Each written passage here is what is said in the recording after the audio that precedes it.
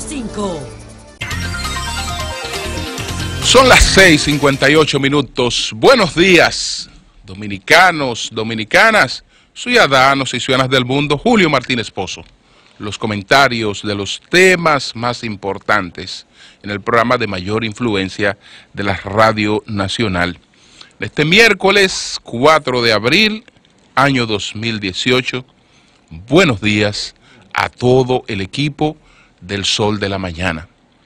Marilena Núñez, Víctor Gómez Casanova, Oli Matos, Anibel Carrosario, Pablo Maquine, Eury Cabral, José La Luz, Melton Pineda, Don Amaury Saibar, nuestros colegas de 5 a 7 de la mañana.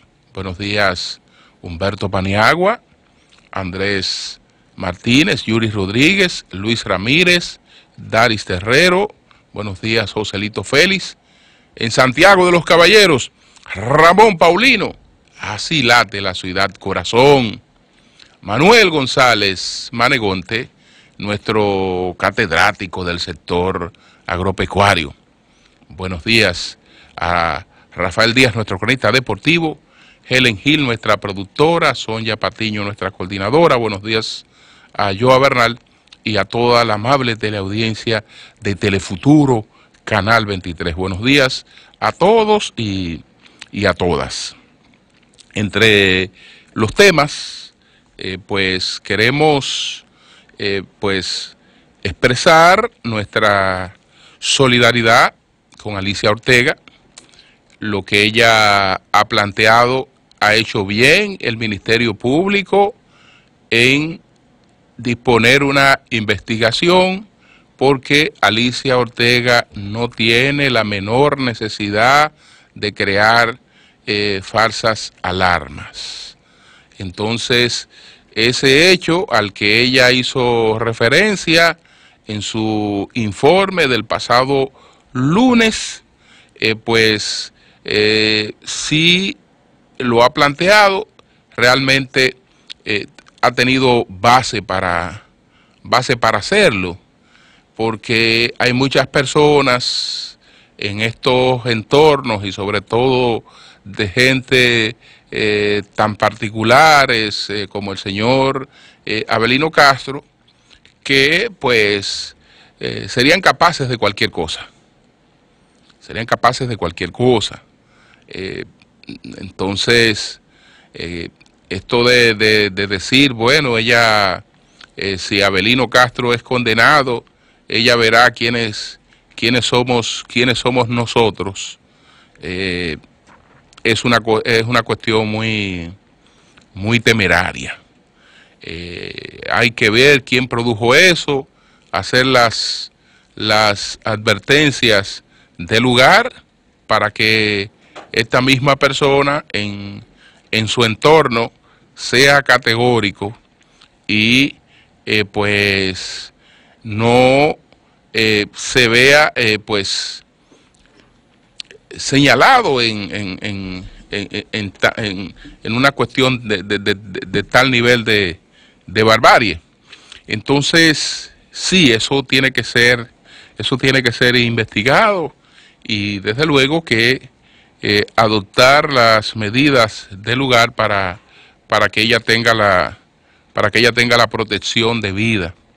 Como ella explicaba en su comentario, si este señor es condenado, eso nunca será por lo que se haya planteado en un programa de radio o de televisión. Eso va a ser por lo que entiendan los jueces. Y los jueces, por lo general, requieren algo más que lo que se hace saber en los medios de comunicación.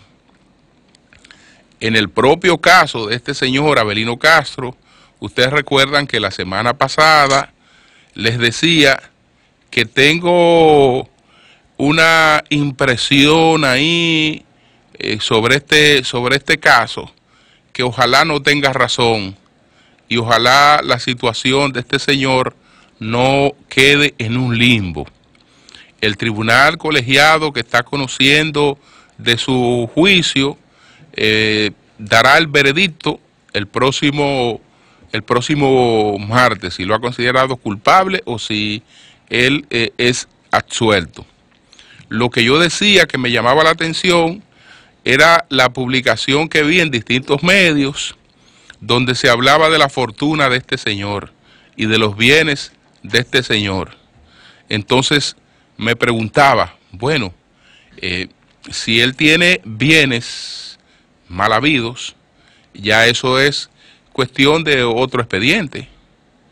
Ya eso es cuestión de que el Ministerio Público por ahí puede desarrollar otra investigación, pero estamos hablando de una investigación para un expediente distinto. Si las evidencias que el Ministerio Público tiene para responsabilizarlo, para establecer que él tenía un nivel de responsabilidad en el secuestro y la muerte del periodista José Silvestre, pues eso ahí pues no es muy, no carece de sentido porque no son los millones que él tenga, no son las propiedades que él tenga las pruebas. La prueba es que si este señor, por ejemplo, uno de los que está condenado era su chofer. ¿Cuál prueba puede ser verídica? ¿Cuál prueba puede ser una prueba convincente? Bueno, este señor, que era chofer de este hombre, recibió pues un pago extra. Un pago que no tenía que ver con doble sueldo, un pago que no tenía que ver con bonificación, un pago que no tenía que ver con su presencia en la nómina de ese caballero. Si lo que van a presentar son los pagos que este señor recibía como chofer de esta persona, eso no es prueba. Porque si trabajaba como chofer, tenía que recibir un pago. Ustedes recuerdan el caso reciente de los sindicalistas, que realmente no se pudo establecer el tema de la autoría intelectual. Eso no es tan fácil. Vamos a ver, porque yo estoy hablando sin mayores conocimientos, no he estado presente en ninguna audiencia, no sé lo que ahí se ha debatido, no sé lo que ahí se ha presentado, pero reiterar que en el caso de Alicia Ortega, su denuncia, y vi que el procurador la llamó para escucharla, no puede dejarse pasar como realmente quien ve llover a Maurice. El sol de la mañana. El sol de la mañana. Me voy a referir a los resultados de la encuesta ACISA. Pero antes quiero pues hablar sobre el tema que hemos estado debatiendo en esta semana, después de el sermón de las 7 palabras, porque hay algunas cosas allí que cuando uno la ve con un poquito más de frialdad realmente no le concuerdan. Entre esas está la presencia de un obispo en ese sermón, que es el caso de el obispo auxiliar de la Arquidiócesis de Santo Domingo, Faustino Burgos Brisman, que fue recientemente designado por el Papa como obispo auxiliar. Por lo general, los obispos no participan de este sermón porque, en honor a la verdad, como les explicaba en principio, eso tiene una característica más secular que evangélica y que teológica. Y es una tradición de la iglesia. Y hay cosas que son sencillamente tradiciones y las tradiciones se mantienen. Pero resulta que el obispo pues además del asunto de la tradición, y la tradición en cierta medida son elementos que contribuyen a la fortaleza de la fe, pero sin embargo, como ya el que ha alcanzado esa dignidad de obispo ha pasado por muchos procesos, y son procesos de estudios, son procesos experimentales y una serie de cuestiones, pues por lo general de algunas cosas se preserva, y no entonces no es usual la presencia de un obispo, porque bueno, yo les decía en principio, en el primer comentario que hice sobre este tema, que incluso, y los que conocen, yo no he tenido la oportunidad de dialogar con este obispo, he dialogado con otros obispos, he discutido en términos muy respetuosos algunas situaciones, con él no he tenido la oportunidad de intercambiar, pero sí conozco a personas que han intercambiado con él discusiones interesantes en el plano teológico, y lo definen como una persona con ciertas profundidades. Entonces, por eso lo extraño de su presencia ahí, y asumiendo en su caso la primera palabra, Padre, perdónalos porque no saben lo que hacen, porque realmente es una expresión que no tiene unas raíces en lo que son las referencias fundamentales de los evangelios. Cualquier evangélico toma una copia de la Biblia y bueno, hay que respetarle eso, y él sale a recitar lo que está ahí. Y esa es su fe, y la fe no se discute. Ahora bien, cuando estamos hablando ya de foros más especializados, lo que usted me está citando en la Biblia, en esa copia de la Biblia que usted tiene, en esa edición de la Biblia que usted tiene que decirme de qué manuscrito original eso ha salido. Porque no puede aparecer, hay cosas en el Nuevo Testamento que en los manuscritos originales no estaban. Y en el caso de esta primera palabra, Padre, perdónalos porque no saben lo que hacen, eso no aparece en parte de referencias importantes. Ya dije que eso en los códices sinaicos, eso no aparece. Eso no aparece. Eso no aparece en Vaticano. Eso no aparece en Claromontano. Eso no aparece en Fridiano. Eso no aparece en Fridiano. Eso no aparece, pues, en Vaticano 75. No aparece. Que la única referencia que usted puede considerar con cierto rigor en la que eso aparece es en una edición que se llama a sí mismo edición científica del Nuevo Testamento, que es una edición griega del Nuevo Testamento. Esa edición del Nuevo Testamento tiene el nombre de Nestle Aland, se llama esa edición del Nuevo Testamento. Pero al incluir esa expresión,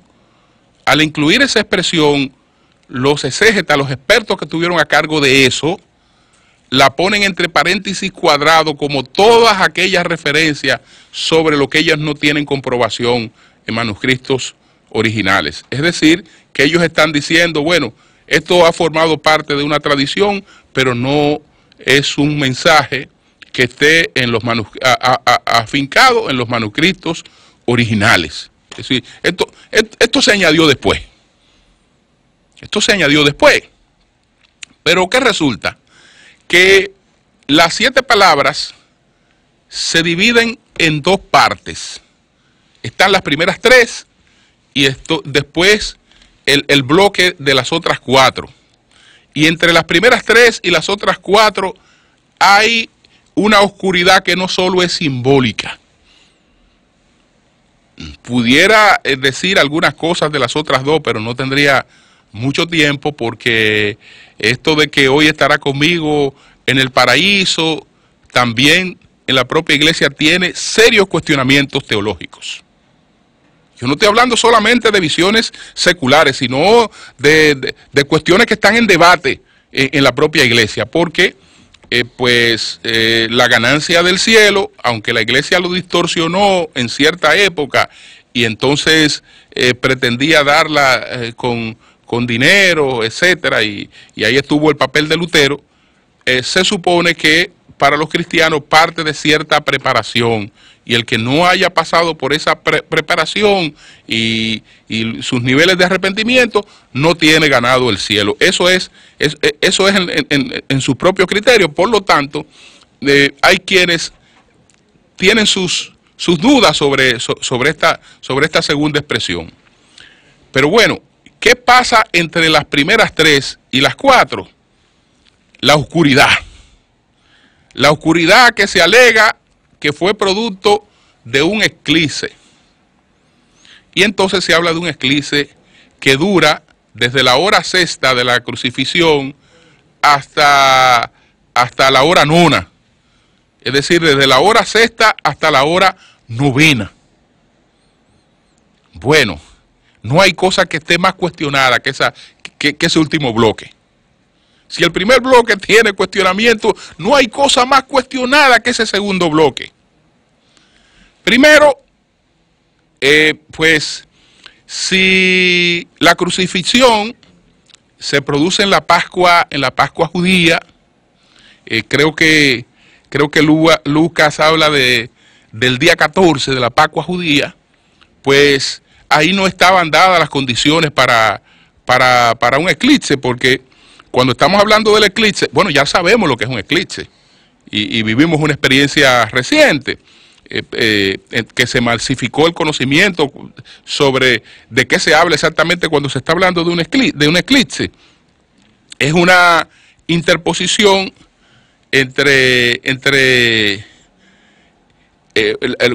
cuando hay una interposición entre la luna y el sol.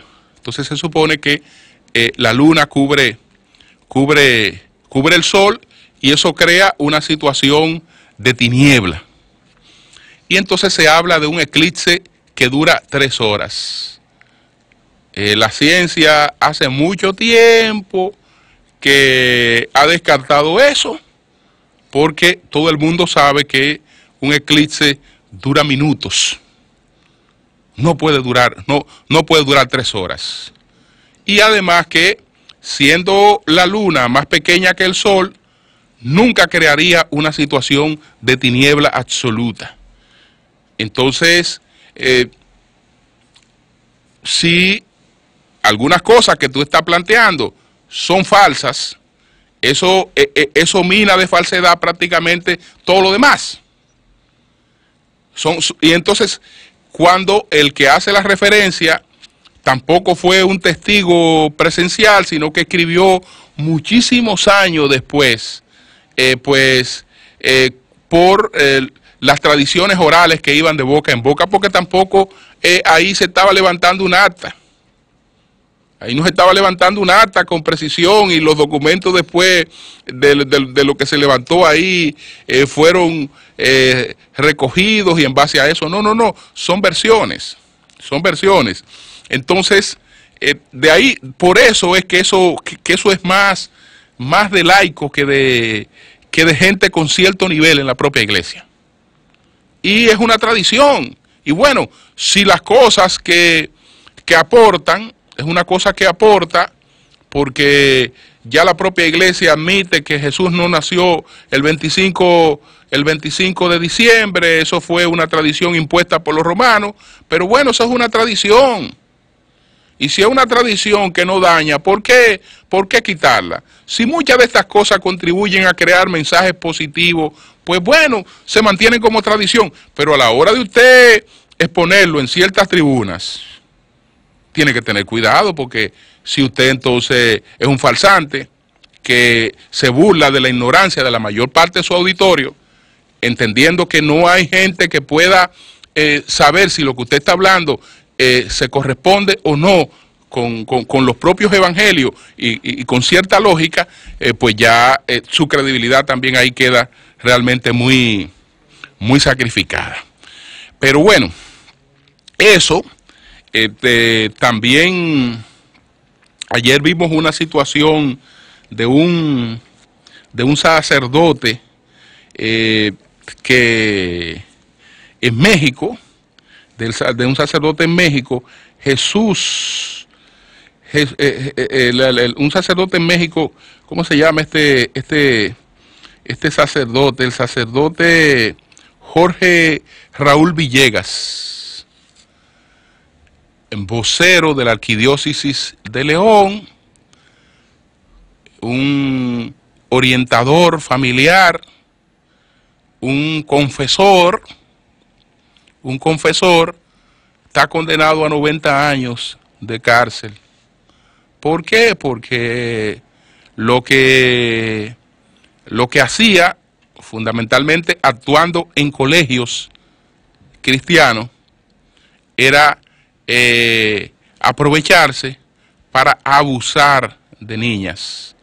Y se le logró levantar un expediente con el caso del abuso contra 2 niñas de 14 años, y eso provocó una condena que la publicó ayer el País. Esto ocurrió en México.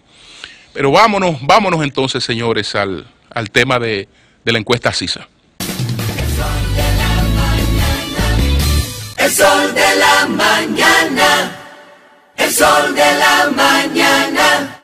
Bueno, la encuestadora ACISA, que en el plano político está vinculada al expresidente Leonel Fernández y a gente cercana a Leonel Fernández, y trabaja para ellos, incluso desde hace tiempo que lo de la propiedad de ACISA como empresa, aunque no se ha planteado públicamente, pues se entiende que los que operan ACISA se mantienen al frente de la empresa, pero que la empresa cambió de propiedad hace tiempo, cambió de propietario hace tiempo.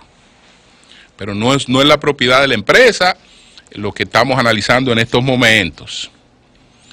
La empresa sí, aunque siempre venimos con el eufemismo de que esta encuesta me la pagaron unos empresarios, etcétera.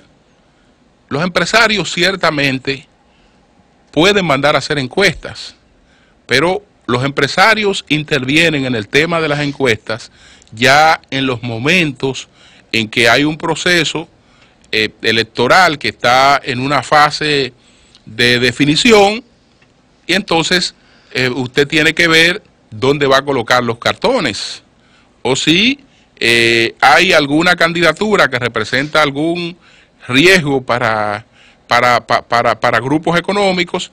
Estos grupos con tiempo se percatan de ver cuál es la situación para tratar de evitar que esa candidatura pues termine siendo triunfante. Es decir, los empresarios se involucran en el tema de las encuestas cuando sus intereses entran en juego.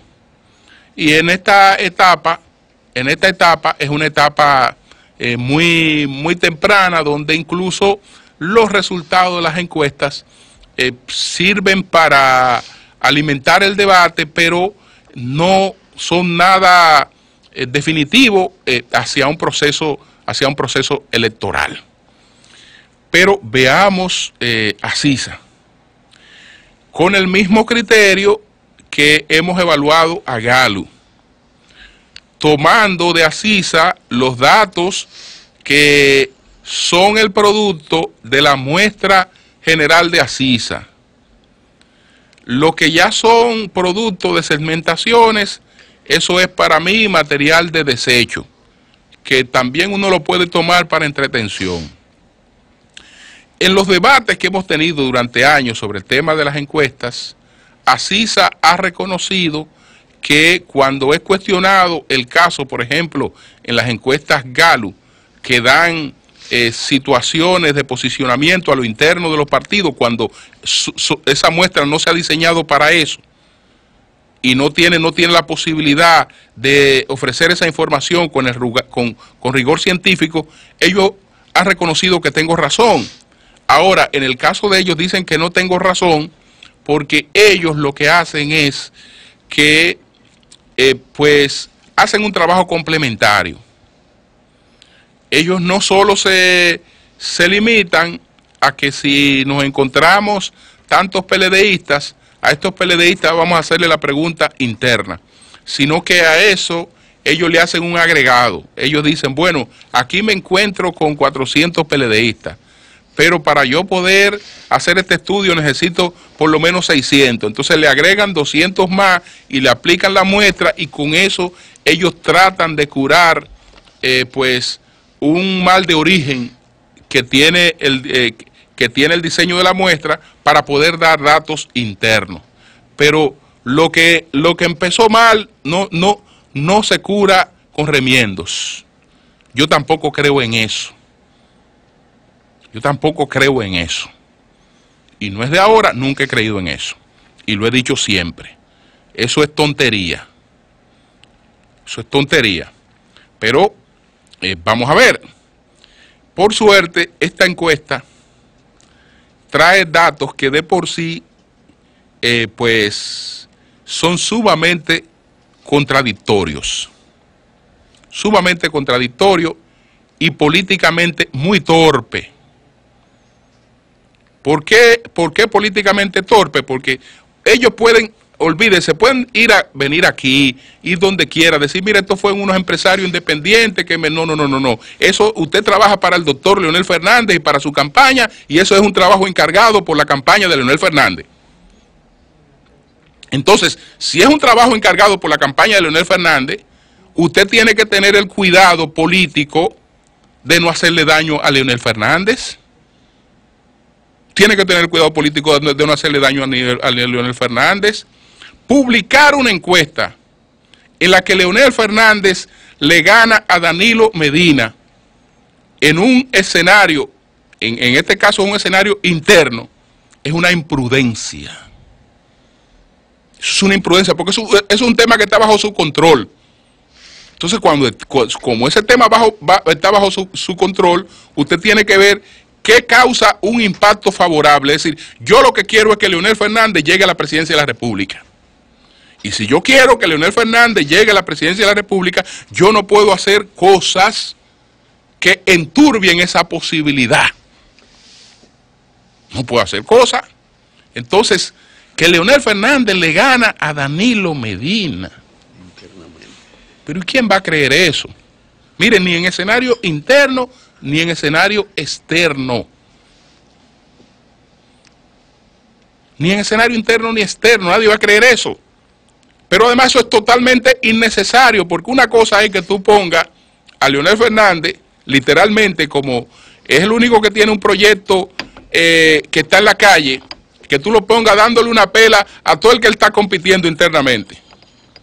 Coño, pero respeta a Danilo, mantenga a Danilo fuera de ahí, porque se supone que él no va a competir con Danilo, porque tú estás dando ahí un dato, que ese dato yo me atrevo a comprarlo. Tú estás diciendo en esa encuesta que hay un 71% que no aprueba la modificación de la Constitución para una reelección. Ustedes saben que ese dato yo lo puedo creer. Yo lo puedo creer ese dato. Y a cualquiera que se lo digan, porque no se está hablando de si este hombre es bueno o es malo. Si este hombre ha hecho un gran gobierno o no lo ha hecho. Lo que ahí entra es la pertinencia o no de volver a modificar una constitución. Y ese es un hecho que particularmente a mí no me simpatiza, no me traduce buenos resultados la modificación de la Constitución para un tercer periodo. Entonces, yo creo que mucha gente puede encontrar que eso no es bueno, pero ya eso es otra cosa. Eso es otra cosa, eso es una cosa distinta al tú decir, mira, te gano a ti y a cualquiera que tú pongas. Y es más, voy a demostrar que te gano. Mira, mírame ahí compitiendo contigo, yo te gano. Yo te gano. Pero ¿y quién te va a creer eso? ¿Quién te va a creer eso? Cuando pasa lo siguiente, que también, yo no sé, porque ahí no hubo un cierto, no hubo un escenario político para medir el impacto que tendría la presentación de alguno de esos resultados, porque esa encuesta no es buena para Leonel Fernández. ¿Por qué no es buena para Leonel Fernández? Por lo siguiente, no es buena para Leonel Fernández porque usted dice que Leonel Fernández le gana a Danilo Medina en un escenario interno en el PLD.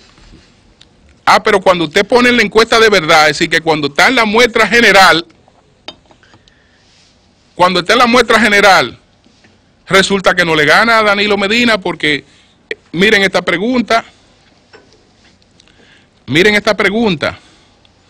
de las siguientes personalidades políticas que le voy a mencionar, indique para cada uno qué tanta simpatía y cercanía siente hacia estos. Y resulta que Margarita tiene un 59%. Danilo Medina tiene un 54%. David Collado tiene un 50%. Leonel Fernández tiene un 49%. Luis Abinader tiene un 47%. Es decir, que David Collado es el presidenciable de el PRM, que aparece en un tercer lugar en el PRM en todas las encuestas. Después de Luis, Hipólito, aparece David Collado. Ah, pero tú estás diciendo en esa encuesta que el tercer presidenciable del PRM, el tercer presidenciable del PRM está por encima de Leonel. Eso es lo que tú estás planteando en esa encuesta. Entonces, yo no entiendo dónde que está el criterio, porque, bueno, es que las encuestas se hacen. Pero si usted tiene una encuesta que es de trabajo, quédese con ella como herramienta de trabajo. Y punto. Entonces, ahí está la situación. Entonces, ¿cómo diablos si Danilo Medina tiene un 54%, cuando tú te vas al trabajo que tú haces en la muestra general, cómo diablo le va a ganar el que tiene un 49%? Es decir, tú estás diciendo que Danilo eventualmente es más popular que él. Y entonces, ¿cómo le va a ganar? Aunque tú me estás hablando supuestamente de un escenario interno, etcétera, que es un invento. Aquí hay exclusiones, porque fíjense que de las personalidades que yo le voy a mencionar, yo lo voy a leer completo. Margarita, 59. Danilo Medina, 54. David Collado, 50. Leonel Fernández, 49. Luis Abinader, 47. Hipólito Mejía, 36. Abel Martínez, 33. Carolina Mejía, 29.